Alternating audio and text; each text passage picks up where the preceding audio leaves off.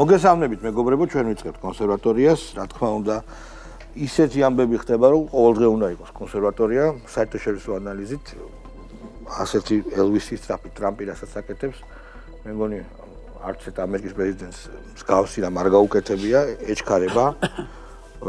უკრაინა დასრულდა.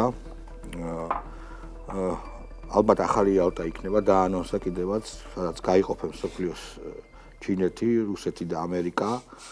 საათნახევარი ელაპარაკა პუტინს ტრამპი.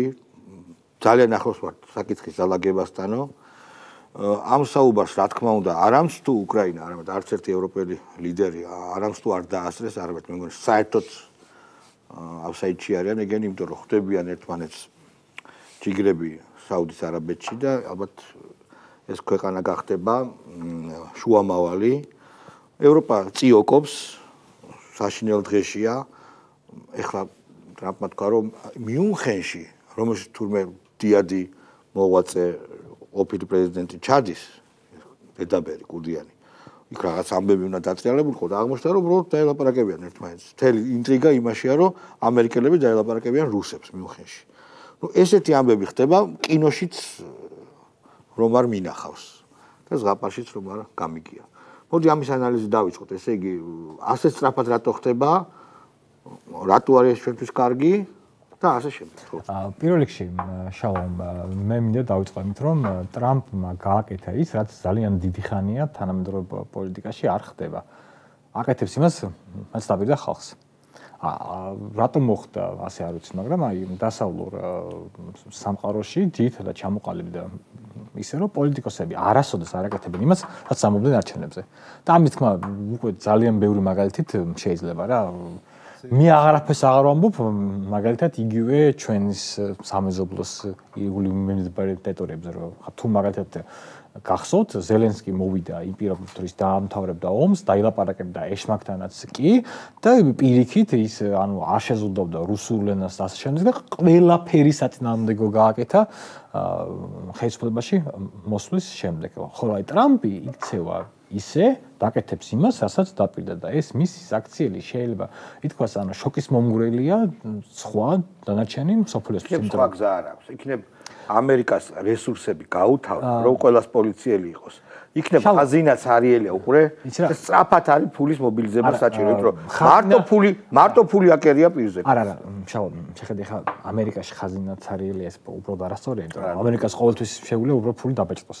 მას დაკეთებს. ინფლაცია გაზარდოს. ხო, მაგრამ ძალიან ყოველგვარი პრობლემის გარეშე აკეთებს ამას და ჯერჯერობით თავარი სიძლიერე ამერიკის ჯერ კიდევ დიდი ხნის განმავლობაში. მაგიტო გაიცა ფასები, ჩემი აზრით. კი, მაგრამ აქ მეორე რამეზია გაზდილია. ლაპარაკი, რა გააკეთა ტრამპმა, რომ ანუ ჩვენ და მე ჩემს ერთ-ერთ სტატუსშიც დავწერე, რა ჩვენთვის აი ნატო არის მნიშვნელოვანი. ჩვენ გვეუბნებოდნენ, რომ საქართველოს რა დაიწყო მაგალითად ომი რუსეთთან, რომ ახლა დიადი მიზნებით რომ დაებრუნებდეთ მათ და აფაფხაზეც, ჩვენ დაგვეხმარებოდნენ რაღაცა ულევი რესურსებით, მოგცემდნენ ულევ შეიარაღებას, მოგცემდნენ ულევ ფულს. ეხლა გამოირკვა, რომ უკრაინას ხვეუბნებოდნენ, რომ თქვენ მიიღებთ შეუზღუდავი ოდენობის თანხებს. და ეხლა გამოირკვა, რომ ეს თანხები სესხია სინამდვილეში. სესხია სინამდვილეში.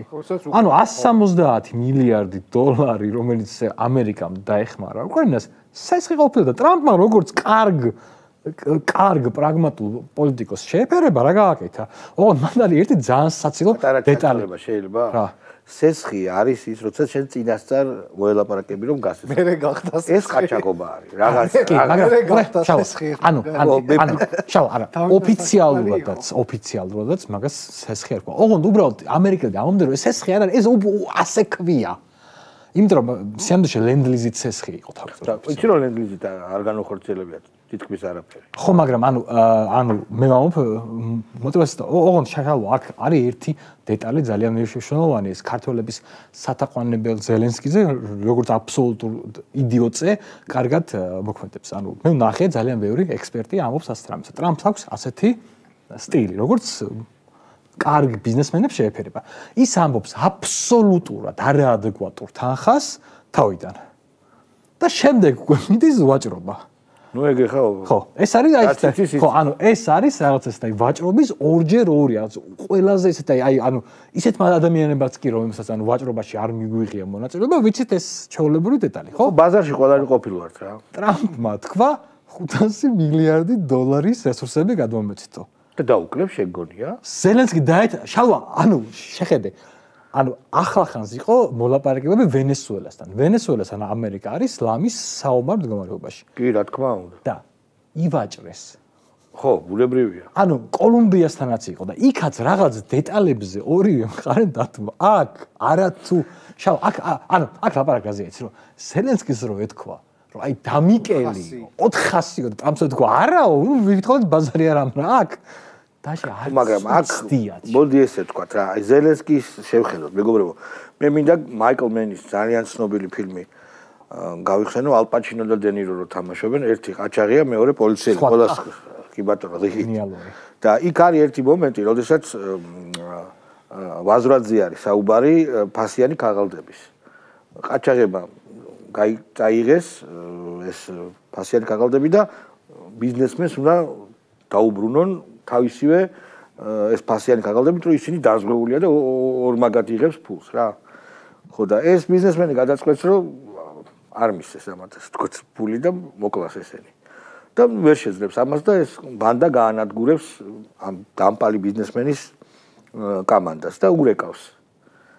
და რო ურეკავს ის თავს ისტერებს ის ბიზნესმენი და ფულიო დაივიწყეო და რატო და მეო ეხლა იცი ვის ველაპარაკებიო? მეორე მხარეს ვინ არისო, ისეო, ტრუპიაო მეორე მხარეს. ზელენსკის მიცემულ პირობას, ზელენსკის მიცემულ ხოს ან არას არანაირი აზრი არ აქვს. ჩემი აზრით, საშინელი აღსასრული ელის ამას. გეთახვევი, მაგრამ აქ მეორე რამაზეც არის დეტალი რა. ეს ზელენსკის როგორც პიროვნებაზე საუბრობთ სამშლომს. ანუ ხა ის რომ არა, არაფერს აღარ გადაწყვეტს ძალიან მალე. ხო, ტრამპმა თქვა ძალიან მაგარი, მეგობრებო. არა, ერთად ასე. როდესაც კითხეს ტერიტორიულ დათმობაზე, მოუწევს ნათახვები. არა, მაგარი რამე. არა. რეიტინგი არა აქვს. ანუ ზელენსკიმ რა თქვა, რა მნიშვნელობა აქვს? ვინ ჩემი ფეხებიაო, ხვდები? ანუ ჯერდებიან რეალ პუტინი, რასაც ამბობს, სჭირდება ლეგიტიმაცია, ესეც აქ. არა, ეუბნება რომ რეიტინგი დაბალი აქვს და მე რატო უნდა ველაპარაკო? რა საქმის კურსში უნდა ჩავაგდო? ანუ აი მაგალითად მე ზელენსკის ძალიან ნეგატიურად ვარ განწყობილი, ძალიან არ ცვალო მაგას და ძალიან ცოტა ადამიანად, მაგრამ ყველაზე საინტერესო მომენტი. ეხლა გუშინ წინ ზელენსკიმ სანქციები დაუწესა თავის მთავარ ოპონენტს პოროშენკოს. ის ციხეში აქვს. პოროშენკოს, მედვედჩუკი და კოლომოისკი. კოლომოისკი ხო ციხეში. ვინც მოიყვანა. მედვედჩუკი გაქცეულია. ხო და რატო უნდა დაუწესოს სანქციები?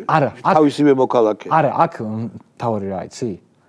ერთმა პატარა კონტინენტმა, რომელიც მსგავს რაღაცებს რო გებულობს ხოლმე, მსგავს რაღაცებს გაფიქრებაზე, რომელიც არ არსებობს რეალურად მაგალითად საქართველოში, ატეხავდა რა ამბავს, ხო? სადმე გინახავს რამე რეაქცია ამაზე? ხო, მაგრამ ძალიან ცუდღეში არის ზელენსკი და ცოცხალი გადარჩება თუ როგორც ამას სრული გულწრფელობით ვამბობ, არა. ახალშორის მახშეთანხმებაზე ხელი არ მოუწერა ზელენსკი. რომელზე? არ მოუწერა წიაღისეულ. იმიტომ რომ როცა გაიგო რომ უიმისოდ ელაპარაკებიან, მაგრამ ამას რა აზრი აქვს? არანაირი აზრი არ აქვს. თქო. ხო, უკრაინის მდგომარეობა თვითონ მძიმდება. სხვათა შორის აი ყველაზე საინტერესო მომენტი რა არის? აი გაწოლთა რაოდენობა რომ ნახოთ უკრაინაში. აღმოჩნდით რომ გაცილებით მეტ აღმოსავლეთ უკრაინის ტერიტორიიდან არის გაწევა ვიდრე დასავლეთის. ეს რას ნიშნავს, რომ ისინი ნაციონალიზმს აწარმოებს დასავლეთ უკრაინა, მაგრამ ფრონტზე მიდის ძირითადად აღმოსავლეთ უკრაინიდან. ანუ აქაც შენახვის ლოგიკა ესე იგი მუშაობს. მეორე ესე იგი მნიშვნელოვანი მომენტი არის ის, რომ ეხლა ახალი ტექნოლოგიებთან მიმართებაში რატომ ითქვა მაგალითად ირანთან ვაჭრობა აღდგენაზე ხო მასკის მხრიდან. ირანში არის ეს სხვადასხვა ესეთი მასალა, მეგონი ყველაზე დიდი მასალა არის, რაც აი ამ ელექტრომანქანებს სჭირდება ლითიუმი. უკრაინაშიც არის მე. უკრაინაშიც, მაგრამ ყველაზე მდიდარი ჯერჯერობით ახლა რაც ცნობილი არის ირანი. ჩვენ ხედავთ რომ ყოველთვის ბუნებრივი სხვადასხვა ბუნებრივი რესურსი რომელიც ხდება ტექნოლოგიისთვის წამყვანი ის იმ ხარესთან ურთიერთობა გარკვეულწილად იცვლება. ჩვენ ავტობთან მიმართებაში ეგრე იყო. ჩვენ ხედავთ ახლა პერეფორმატირებას და ჩვენ ხედავთ ტრამპის ლოგიკას. ტრამპის ლოგიკა ჩემი მიაზრით არის შემდეგი. ის მას არ უნდა მეორე და მესამე ფრონტი. ის ხედავს, რომ უკრაინა არის მისთვის მეორე ფრონტი, მესამე ფრონტი არის ახლო აღმოსავლეთი და რაღაცნაირად გავიდეს ამ ტერიტორიებიდან, იმიტომ რომ მისი მთავარი ამოსავალი ტერი, ესე ვთქვათ, ეს არის ახლა ჩინეთი. ანუ ამერიკული ძალების კონცენტრაცია უნდა მოხდეს ამ რეგიონებიდან, უნდა მოხდეს ჩინეთის რეგიონებში. ამიტომ არის რომ მისი განცხადებები ღაზა სექტორთან მიმართებაში არის აი როგორი არის ხო ყველანაირი ჰუმანისტურ რაღაცა პრინციპებს გაცდა. რაც გინდათ ის პრაქტიკულად ეს უთხრა. ეთნიკური წმენდა გინდათ გააკეთეთ რესტორნები და ისინი ავაშენოთ კი ბატონო მან. უკრაინაზე რა თქვა რომ ან უკრაინა დარჩება სახელმწიფოდ ან ის რუსეთი გახდება. ან გახდება ან არა, მაგრამ მე ჩემი ფული უკან მინდა. ეს ფულის საკითხის წინ წამოწევაც ნიშნავს იმას რომ მე მინდა ამ კონფლიქტებიდან გასვლა. მე არ მინდა ამ კონფლიქტებში განაკარგების გარეშე. ხო.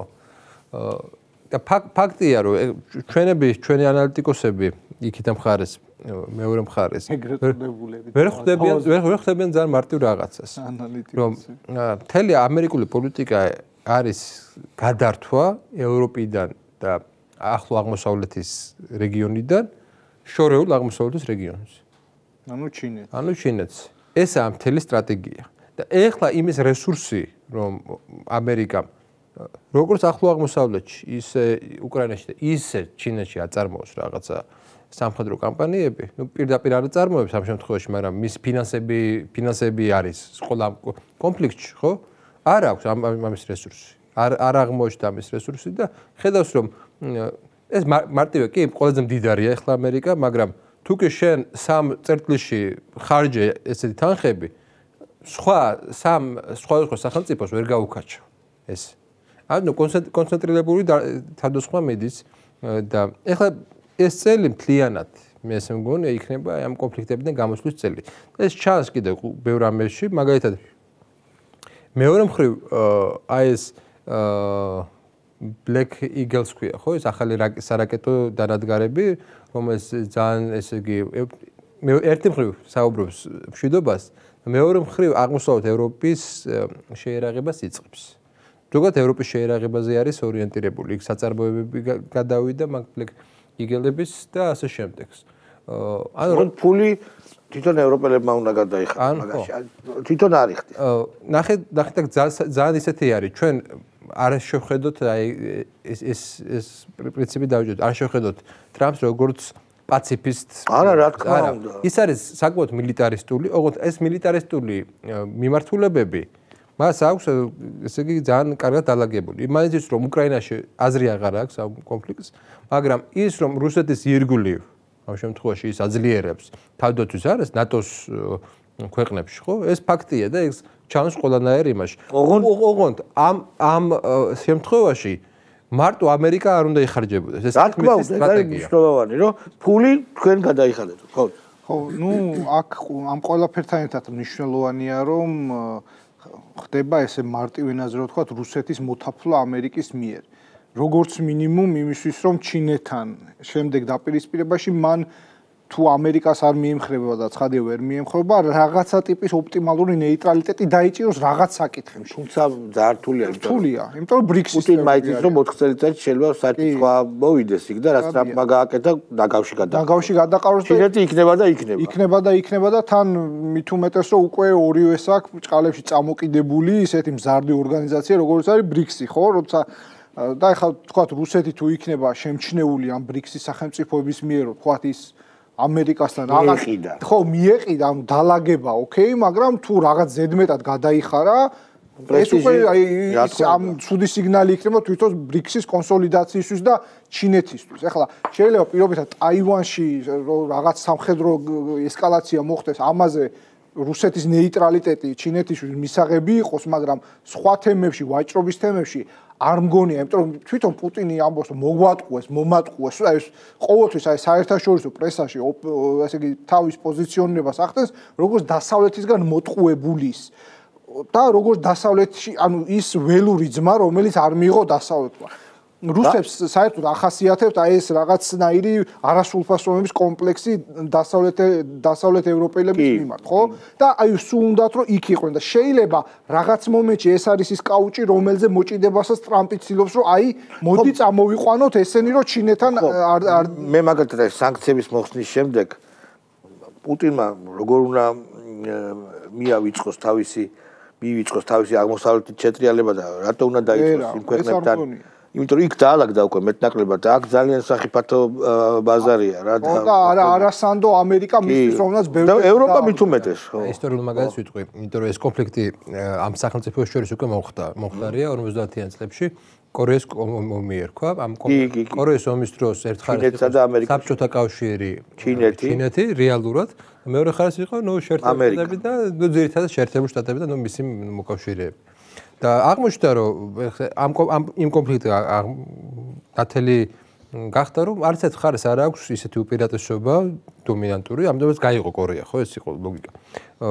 იყო რა თქმა უნდა ეტაპები როდესაც ჩინელკორეელები იყვნენ იქით იყო მომენტი როდესაც ის იყო მაგრამ როდესაც ჩინელები ჩაერთვნენ და საბჭოთა კავშირი ჩაერთო უკვე ვეღარ ასრულებდნენ საკუთარ ამოცანებს ეხლა რეალობაში რო გადმოვიტანოთ ეხლა აი ტრამპის ერთი გამოცდილება გააქვს რომ შენ რუსეთ-ჩინეთის ალიანს ვერ მოუგებ რა ეხლა ობიექტურადაც რო ავიღოთ ორი სახელმწიფოს სამხედრო ტექნოლოგიური პოტენციალი რა თქმა უნდა თერი ტექნოლოგიურად ჯერჯერობით ჩამოუვარდება შეერთებულ შტატებს მაგრამ შეერთებულ შტატებს აქვს თუ არა იმის რესურსი რომ აწარმოოს ესე ისეთი ომი ჩინეთის წინააღმდეგ რომ კონტინენტური რომ გაიმარჯვოს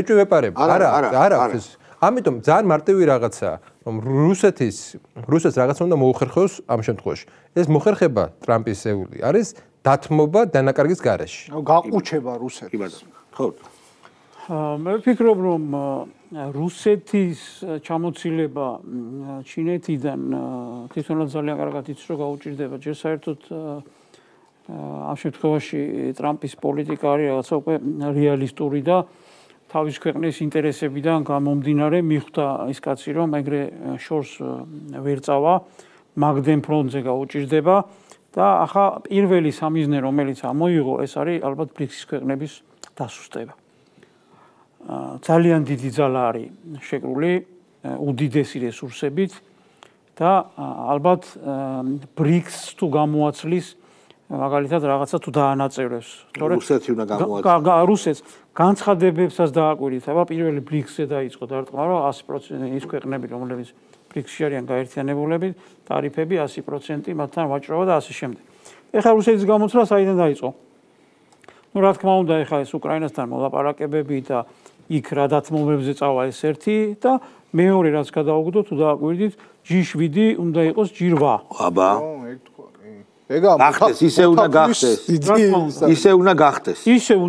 G7 G8 ბრიქს გაეცალა ჩვენთან მოდი უსამართლოდ მაინდა-მაინც არ დაუფიქსირებია მაგრამ რუსეთი არ უნდა გაერიცხათ ამ G8-დან ეს უნდა ყოფილიყო ანუ ქვეყანა რომელთანაც რაღაცა პრეტენზიები გვაქვს და სწორი მიდგომაც არის ვთქვათ პრეტენზიები რომ გაქვს ის კაცი აგერ უნდა გიჯდეთ თან ეკონომიკას ძალიან დიდი აქვს როგორ შეიძლება ამ ეკონომიკის რუსეთს გულისხმობ იქ G7-ში ვიწყო ნახევარზე მეტზე ძლიერი ეკონომია გერმანიაზე უკეა გერმანიაზე ძლიერი ხო ნუ ეხლა განსაკუთრებით ბოლო 3 წელიწადში თავისი გასაკეთებელი გააკეთა მაგრამ ეს კაცი რეალურად უყურებს ანუ რეალ პოლიტიკა წამოვიდა ამერიკიდან ანუ ეხლა როგორ არის უყურე მანამდე პოლიტიკა გაერთიანებული იყო ევროპის და შეერთებული შტატების ანუ ერთ რა თქმა უნდა ეს ამერიკიდან მოდიოდა მაგრამ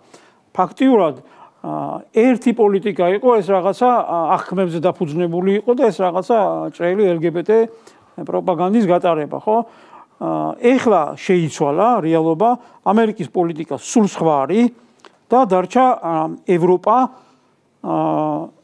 ისევ იმ მდგომარეობაშია ევროპა რომელსაც ნელ-ნელა რა თქმა უნდა გამოეცლება რამდენიმე სახელმწიფო და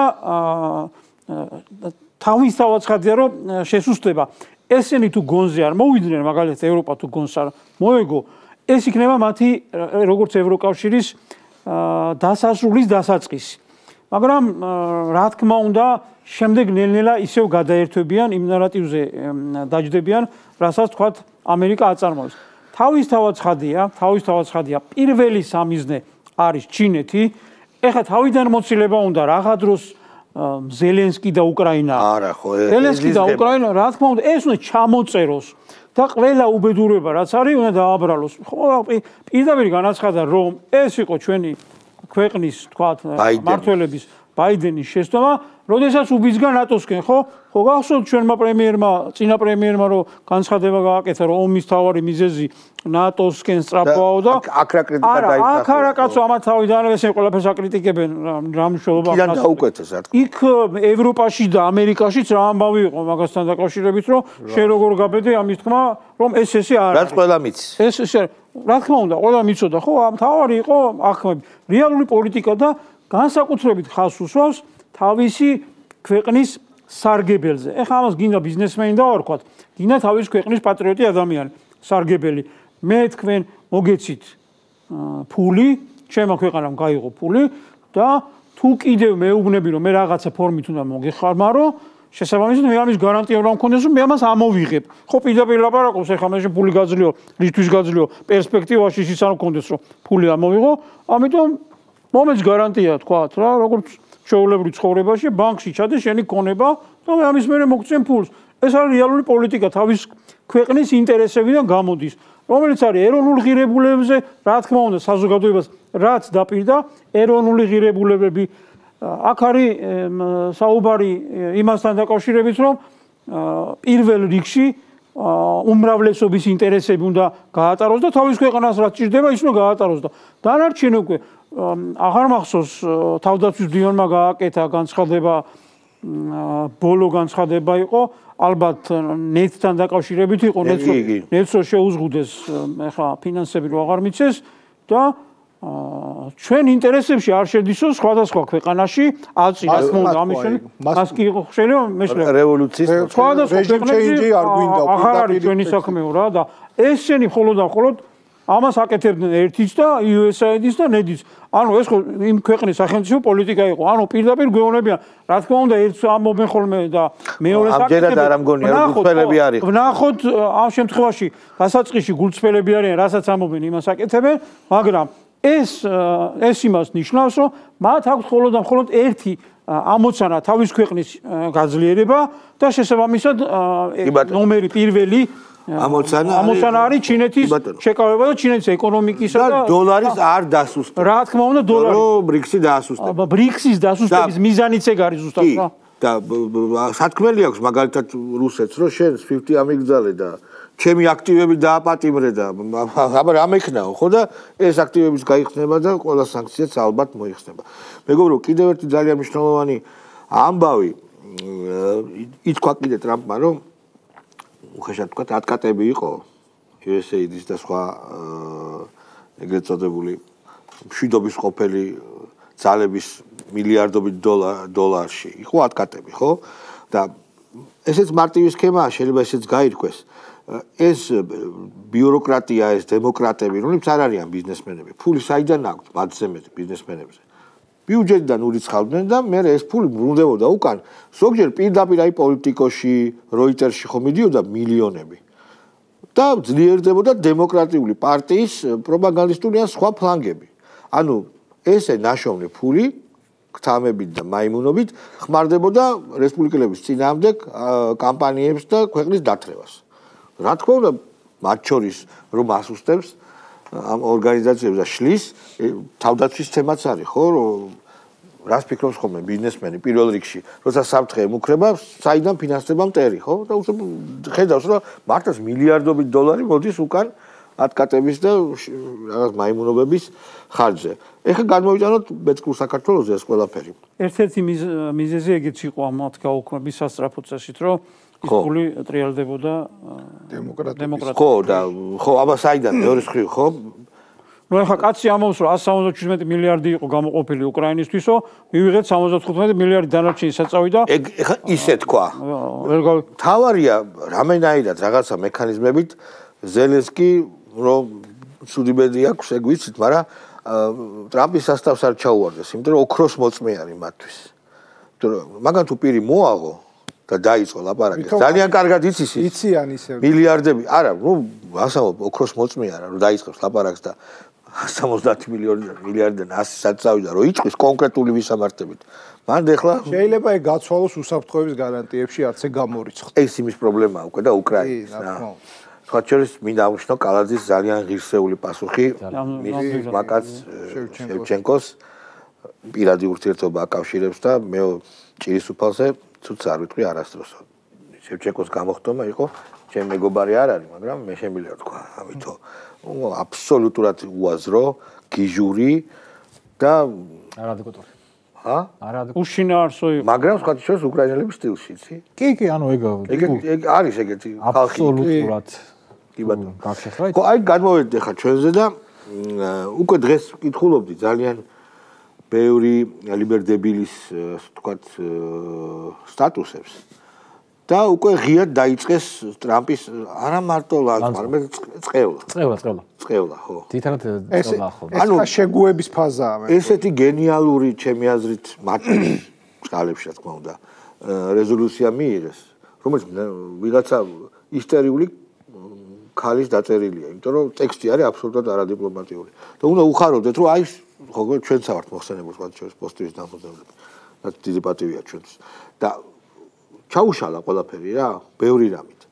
მე გთხოვთ გააკეთოთ პროგნოზი ან იმსჯელოთ და გავუკეთოთ ანალიზი აქაური ლიბერდებილების აგონია, როდის დაიწყება, დაწყებულია, რამდენი ხანი გაგრძელდება, იმიტომ რომ ფული ჯერჯერობით როგორც მე უყურებ არ ამოწურულა. აი, როდის დაერხება? და რატო? მოდი დავწერთ ხა, ანუ ასეთ დროს მოქმედებას აქვს რამოდენიმე სტრატეგია. მე როგორც ადამიანს, რომელსაც მიყვარს სტრატეგიული რაღაც თამაშები და ისეთ ცხოვრებაში რაღაცების, ანუ ხშირად არასაჭირო დაიგმებიც გეტყობა. არის რამოდენიმე ვარიანტი, რაც მას შევატყობ პოზიციაში. პირველი ვარიანტია, რომ ყველაფერი ისე მიდის, როგორც ჩვენ ჩავწერთ. ანუ ეს არის აი მათ შორის არის რაღაც კატეგორია, რომლებიც ანუ ისე იქცევიან რომ ესეც ასე იყო ჩაფიქრებული. ანუ ტრამპიც რო აი ესე იქცევა, ეს რაღაც კიდე უფრო არა, ხო, მაგრამ არის შავა იქ რაუნდენები, მე ძალიან მიყვარს, რომ ეს არის ამიტომ, ანუ ეს არის რომ კიდე უფრო რაღაცნაირი სხვანაირი სიღრმეს რო ცდილობენ რომ მოირგონ, რომ აი სინამდვილეში ეს ასე ჩაფიქრებული. მეორე და უფრო სოლიდური კატეგორია არის, რა თქმა უნდა, რომლებიც პირდაპირ იწყებლებიან. ანუ ეს ხო ძირითადად ხო ყველას გამოგვიცდია წყევლა. ანუ ეს არის ერთ-ერთი ყველაზე ძლიერი, ანუ დაჰავება და წყევლა. დაჰავება აღარ არის სელექტური. დაჰავება აღარ არის, დარჩა წყევლა.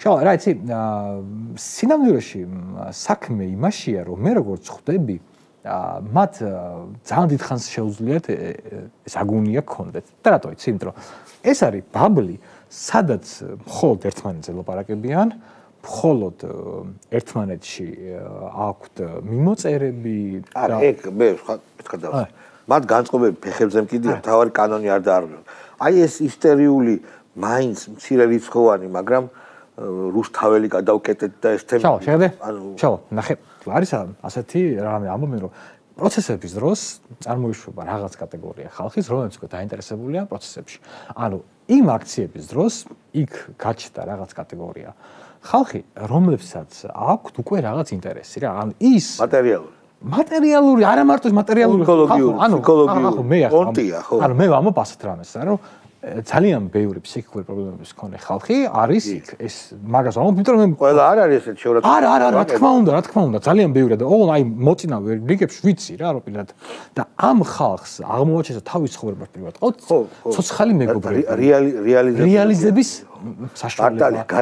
ანუ მათ ანუ ადამიანები ნახეს, რომლებიც რაღაცას არ აბულინგებენ, ანუ ამ ხალხმა საკუთარი თავის რეალიზაცია მოახდინეს აქცია არ უნდა მიტოვება უკვე შესაძლოა სახში აღარ ყოველდღიურად რამოდენიმე ათეულმა ადამიანმა რომ ერთმანეთი ნახოს და მოესიხაროს ამის პრობლემა არ არის სხვაგან რო გააკეთონ სადმე ეგეც ჩვენი მოსაუბრებელი ხო ანუ სხვაგან რო გააკეთონ ანუ მთელი მუღამს დაკარგავს რა ახლა რომ აი გდანის რომელიმე ახალგახსნილ პარკში რომ მივიდნენ იქ დაიკარგებიან იმიტომ რომ იმ რაოდენობა ანუ 30 კაცი არც იქეთ არ განსაკუთრებით რომ აი 400 კაცმა რო ქუჩა გადავკეტეთ პუტინს გამანადგურებელი დარტყმა მივაღწია. უდიდესი ფოთაშორის ინპუტის რომლის პოსტებსაც ტრამპი აზიარებს თავის X-ის გვერდზე. კი ბატონო, ხო, ნუ ეგ ხოდა აი ეს როდის დაურხეს ხო? აი ეგეთი სისტემა იყო, რაც თქვენ აღწერეთ. აი მაგალითად West Indies კომპანია არ ეკუთვნოდა ბრიტანეთს. იყო დამოკიდებული. როგორც მაგალითად წმინდა გიორგის ბანკი იყო გენუაში და გენუას ეს კოლონიები მათ შორის ყირიმზე. არა გენუას სახელმწიფოს შემადგენლობაში კი წმინდა გიორგის ბანკის საკუთრება იყო. და ეხლა ეს რატომ მოვიყვანეს მაგალითი? სიამდვილეში აქ რა რევოლუციების იქნებოდა, ეს იყო არა ამერიკის შეერთებული შტატების რევოლუცია, არამედ ეს იყო დემოკრატიული პარტიის რევოლუცია. ეს ძალიან მნიშვნელოვანი რაღაცაა, იმიტომ რომ რეალურად აქაური პოლიტიკური ძალები ემსახურებოდნენ საბოლოო ჯამს არა იმდენად შეერთებული შტატების სახელმწიფო ინტერესს, არამედ ემსახურებოდნენ, რომელიც შეიძლება ზოგჯერ ემთხვეოდა დემოკრატიულ ინტერესს, არამედ ემსახურებოდნენ დემოკრატიულ პარტიის ინტერესებს. ესა ძალიან მნიშვნელოვანი. აქედან გამომდინარე, როდესაც აი პირველი გავიხსენოთ რა პირველად როდესაც ტრამპი გახდა პრეზიდენტი, როგორ ლანძღავდნენ ტრამპს და როგორი იყო დამოკიდებულება ტრამპის ამერიკისადმი. ანუ მათი დამოკიდებულება არა ამერიკულ სახელმწიფოსადმი იყო ლოიალური, არამედ იყო დემოკრატიული პარტიისადმი ლოიალური. ეხლა რა ხდება? ეს ამ ინსტიტუტების ესე იგი პრაქტიკულად განადგურებით, შესუსტებით, მოდი ესე ვთქვი, განადგურება ცოტა ხმამაღალი ნათქვამია, შესუსტებით, სუსტება არა ამერიკის სახელმწიფო, როგორც ბევრს წარმოუდგენს, არამედ სუსტება დემოკრატიული პარტიის საერთაშორისო გავლენები. და შესაბამისად აღმოჩნდა ის, რომ ამერიკის ცენტრში ხდება შიგნით იდეოლოგიური გარდაქმნები და გარეთ ინსტიტუციური ჩამოშლები. მე უკვე ვხედავ, რა ვიცი, თქვენ აკვირდებით თუ არა, შიდა კონფლიქტები დაიწყო. ანუ, როდესაც თანხა არ არის, იმდენი არ არის, ბუნებრივად იწყება შიდა კონფლიქტები. მე ამ შიდა კონფლიქტებს უკვე ვხედავ. უკვე ერთმანეთს არიან ის დაკეტაკებული და ჩვენ უბრალოდ რაღაცა პოპკორნი გვაქვს და უყურებთ ამ ყველაფერს. მაგრამ აქ საინტერესო რა არის ამ მომენტში? მე უბრალოდ არ მინდა რაღაცა ისეთი დიდი იმედები მივცე ჩვენ მოსახლეობას, რომ სახელმწიფო გადატრიალებები არ მოხდება. არ მოხდება იქამდე, სანამ ამას ტრადიციულად აკეთებდნენ დემოკრატიული ინსტიტუტები. ანუ ადრე თუ გვიან ისეთ სახელმწიფოს, როგორიცაა შეერთებული შტატები, ამის გაკეთება მოუწევს. ოღონდ მოდი გავიხსენოთ, როგორ აკეთებდა აქამდე USAID-მდე და სხვადასხვა ესეთ ორგანიზაციებთან ჯარით აკეთებდა. ჯარით და სამხედრო შეერაღებული ადამიანები. კინოჩეტის მაგალითი, არა მარტო კინოჩეტი, უამრავი მაგალითი. გრენადა, პანამა ამიტომ ეხლა ნახეთ თუ კი ამერიკა როდესაც იმ პოზიციას დაიჭერს რომ სახელმწიფო გადატრიალება მას უნდა ეს ადამიანები რომ NGO სივრცეზე თამაშგარეთ არიან ყველა ვარიანტში. ანუ ეს არის კლასი რომელიც არის უკვე ყველა ვარიანტში თამაშგარე მდგომარეობაში. როგორი ურთიერთობას არ უნდა დაიჭეროს ამერიკამ საქართველოსთან ეს კლასი უკვე აღარ არის დასაყრდენი აი ამ რევოლუციური კლასი. ამათი ოპტიმალური სტრატეგია რაც არის, ახლა რომ გადარჩენ, ხო, ანუ ადამიანს ხო ჭირდება, რომ რაღაცა მარცხი ვიწვიე და ეხა მოდი დავაპროექტო აი ამ მარცხთან შეგუების ის. ნუ ერთი რაც შენ თქვი რომ ეს ტრამპის წყევლა, ეს პირველი შეგუების ფაზაა და მეორე არის ესეთი გეგმა, როგორც მე ვაკვირდები მათ ასე ვთქვათ. ევროკავშირში გავმაგრდეთ და ტრამპი დროებითი, ნუ 4 წელი დროებითი მოვლენა და ევროკავშირი გაგვამაგრებს. ანუ ეს არის, მაგრამ მოდი ახლა ისიც ვთქვათ, რომ ახლა წეგან ვახსენე პუტინმა რა თქვა, ხო, რომ ესე იგი ევროკავშირიო, ეხლა თავის ბატონთანო დადგება კუდის კიცინს დაუწყებსო. და ეს რო თქვა პუტინმა, ეს ანუ ტრამპს ისე არანაღლებს ევროპა, ეს თავის იმას გააზიარა. ტიპმა პუტინის ნათქვამი ეს სიტყვები. ხო და ანუ რა ხდება? ანუ ამათი ამ ევროპელების მართლა უსახო ტიპების, რომლებიც არ წარმოადგენენ იმ ევროპულ ნამდვილ ეროვნულ მთავრობებს, არამედ არიან ვიღაცა ტიპები, ხშირად ამ ევროპარლამენტს რო განადიდებენ, ეს ევროპარლამენტარები არიან ხშირ შემთხვევაში ხალხს უსვავ თავის ქვეყანაში მაგ ჩვენ ხა პატა მანჯგალაძე რო გაუშვათ, აქედან პირობითად რომ აი შენ უნდა იყო ევროპარლამენტარი. აი კვოტით მოხდეს. ხო, ანუ რაღაცა რა, იმით არ არის ესე, ხო და შესაბამისად ამათი სტრატეგია არის ეხლა სწორედ ეს რომ რაღაცნაირად ამას გაუმკვიდრო ეს დროებითია, მაგრამ არ არის დროებითი ყველაფერი დროებითია, მაგრამ არ მგონია რომ თუნდაც ის დემოკრატიული ადმინისტრაცია რომ მოვიდეს იგივე ტრამპისგან გადაუხვიოს და არც ის გონია რომ ტრამპმა ორი კიდე ან ვინმე მსგავსმა კიდე არ გააგრძელოს ვადა. სანამ დაზაიტყვის და დაასრულებს, მე მინდა შეგახსენოთ, საიდან დაიწყო ეს ბოლო ფაზა. პუტინმა ულტიმატუმის სახით ამერიკას მოსთხოვა ორი ქვეყნის საქართველოს და უკრაინის ნატოში არ მიღება. ესე იყო. და როცა ტრამპმა თქვა, ეხლა ხარ თქვა რომ გავიგეო რომ ფეხებზე დაიკიდეს ეს მოთხოვნაო ინტერვიუში თქვა. მე მითხარიო რომ ომს მიიღებთო და შესაბამისად საქართველოს ნატოში შესვლის საკითხი დასრულებულია. ამას სრული პასუხისმგებლობით ვამბობ უკრაინასთან ერთად ეს არის დასრულებული. ტრამპს მეკითხება შალვა. აი ჯო ვილსონი მეკითხება ტრამპს. შალვა მანამდე ტრამპმა დაგასწრო. ხო. და თქვა რომ ანუ ის წერილი რომელიც ომის დაწყების წინ მიწერა პუტინმა უკრაინასთან მიმართებაში და აქ იყო წითელი ხაზად რო ითვლებოდა ნატოს წევრიანება, იქ ეწერა უკრაინა, იქ ეწერა საქართველო. და ისიც ეწერა სხვათა შორის რომ ნატო იქ არის წითელი ხაზი, ევროკავშირში მიბრძანდით ბატონო რაც ხინდა ისაკეთეთ ეკონომიურად გაძლიერდით არ მანაღვლებს იყო ანუ თავარი ნარატივი. ეხლა რაც შეეხება ამ ჩვენი წოდვიცავსეებს აქ რო ყვანა ანუ რაღაცა მაგათ ტაქტიკაზე და სტრატეგიაზე ვაპარაკობ. სადა აქვს ტაქტიკასა და აქვს ან სტრატეგია სადა აქვს. ეგენი არიან დამოკიდებულები, სუფთა წმინდა წყლის ჩამოკიდებულები არიან ჩვენ ქვეყანაში ევრო ელჩები ვინც არიან ახლა დარჩენილები. ამერიკის ელჩი გაჩერებულია, რა თქმა უნდა პირველი რევოლუციონერი მაგი იყო, ეგ იყო სათავეში. დღესაც შეიძლება საცეცებით, მაგრამ აშკარად მიყენებულია. ფაქტია, რომ სანამ რაღაცა არ გაირკვევა და მისი ქვეყნიდან არ წამოვა, თქვათ, მითითება როგორ უნდა მოიქცეს, მაინც დარწმუნებულია, რომ მაინც რაღაცებს აკეთებს, მაგრამ ეს არის ფარულად.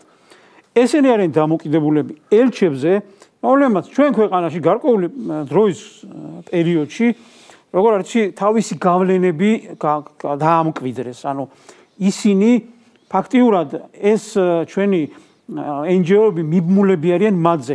ხო წარმოგიდგენიათ, ანუ რა დონეზე კაი ბიჭი იყო ვინმე და ზედმეტად ხმა გაეცა, ხმა ეწია.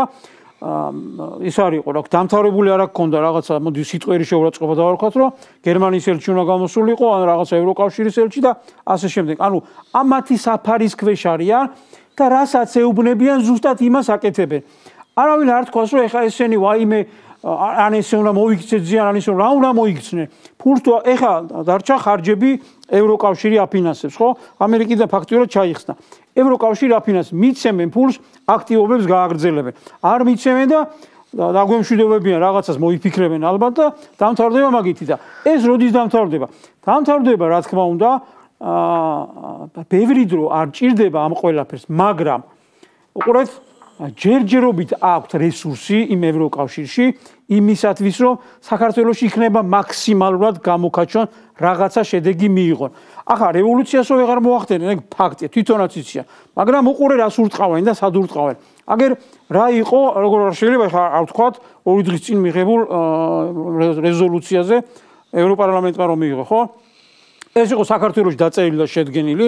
რასაც უყურებთ ხოლმე, ხო, ანუ ეროვნული ბანკის პრეზიდენტი დაასანქცირეთო. ეროვნული ბანკის პრეზიდენტიო, ხო?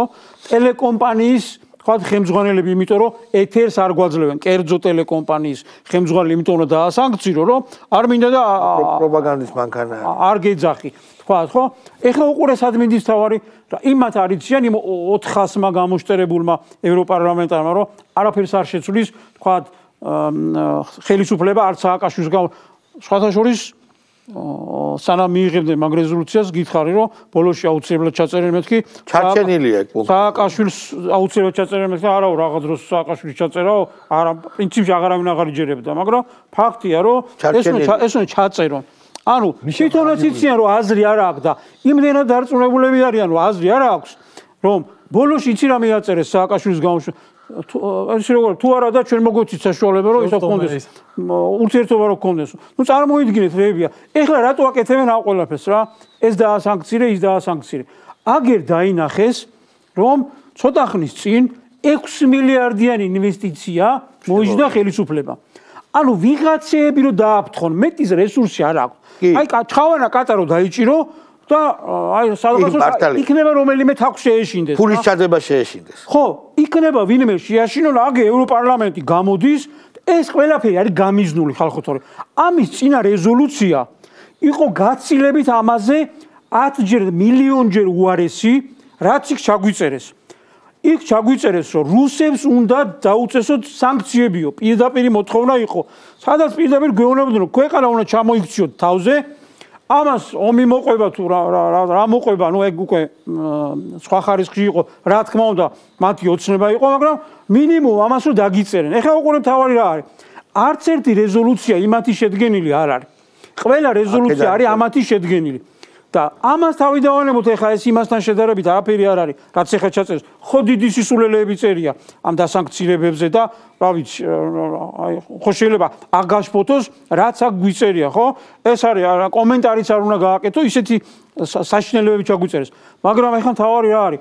წინა რეზოლუციას ამათმა შეადგინეს ჩვენებმა და რა თქმა უნდა აქ ისინი იყვნენ რა ქვია. ჩვენებმა რა? ქართველებმა, ჩვენმა ეგრეთ წოდებულმა ოპოზიციამ, ხო მეხუთე კოლონამ და ჩაწერეს იქ რომ სანქციები უნდა დაუწესოთ რუსეთს. ხო წარმოგიდგენიათ ხო? ესენი ვინ არიან? ლელოს ვაფშე. ანუ ეს ხალხი ფარულად აქამდე ფარულად დღეს უკვე ღიად გამოდიან და პირდაპირ საქართველოს უბიძგებენ იქითკენ რომ როგორმე ქვეყანა დაიქცეს. იმიტომ რომ ხედავენ იანვრის თვეში, მე მინდა ეხლა საზოგადოებას უთხრა, იანვრის თვეში ეკონომიკა რა თქმა უნდა კიდე წინ მიდის და ექსპორტ-იმპორტმა შარშანდელთან შედარებით 40%-ით წინ წაიწია იანვრის თვეში. ანუ ფინანსური სისტემა გამართულად მუშაობს, ყველაფერი რიგზია, რა თქმა უნდა სტაბილური ხდება მას შემდეგ, რაც დიდი ინვესტიციების შემოსვლაზეა საუბარი, რაღაცა ისეთი მდიდარი ქვეყნები, რაღაც დაინტერესებულები არიან. უკვე ქვეყანაში ამ ნაწილში ეკონომიკური მიმართულებით, ხო? სიმშვიდემ დაისადგურა და აგერ დოლარის იმას რა ქვია, ეროვნულ ვალუტასაც შეეწყო, რომ გამყარება დაიწყო. ამ დროს რა უნდა გააკეთონ? იმის რესურსი არ აქვს, რომ კიდე თქვათ რაღაც რამდენი 1000 გამოიყვანო, ხო? აგერ ერთი რეზოლუცია გამოაცხეს, იქნება ვინმე შეაშინონ რა და ეს აყანყალო. აი ეს ხალხი არის, ეს ხალხი, რა თქმა უნდა, ეხლა ამას გერმანიის ელჩი რო არის ჩართული და ევროკავშირის ელჩი რო არის ჩართული, ამას რაც უნდა ლაპარაკოს. იმდენად სხვებისგან იღებენ დავალებას, თვითონ ეს ელჩებიც. თუ გახსოვთ გერმანიის ელჩმა თავისი ქვეყნის პოზიციას რო აცდნენ, ამან რო სალომე ზურაბიშვილიაო პრეზიდენტიო გერმანიის აქაურმა ჩვენთან რო ელჩია იმან და გერმანიის ოფიციალურ პოზიცია საერთოდ სხვა იყო რა. იმდენად სხვებისგან იღებენ დავალებას და ეს ყველაფერი ნახოთ ახლა არჩევნები როდის არის? სხვებზე არიან ჩამოკიდებული ოქტომბრამდე. ანუ ეს ხალხი როგორმე შეეცდებიან რომ აყანყალონ ქვეყანა და მე რომ აზრი აღარ ექნება რამდენიმე თვეში, აზრი აღარ ექნება, იმიტომ რომ სადაც არის უნდა მოუწიოს ოქტომბრის არჩევნებმა, აი ზუსტად მაშინ ჩათვალეთ რომ ეს თქვენი არასამთავრობო ორგანიზაციები მოკვდებიან, ამერიკა აღარ დააფინანსებს, ესენი აღარ დააფინანსებენ და თვითონ ერთი კაცის მოყვანის რესურსიც არ აქვს და მორჩა მაგათი ამბავი. ხო. მეგობრებო, დიდი მადლობა ძალიან საინტერესო მსჯელობისთვის. ჩვენ ერთმანეთს შევხვდებით მომავალ შაბათს.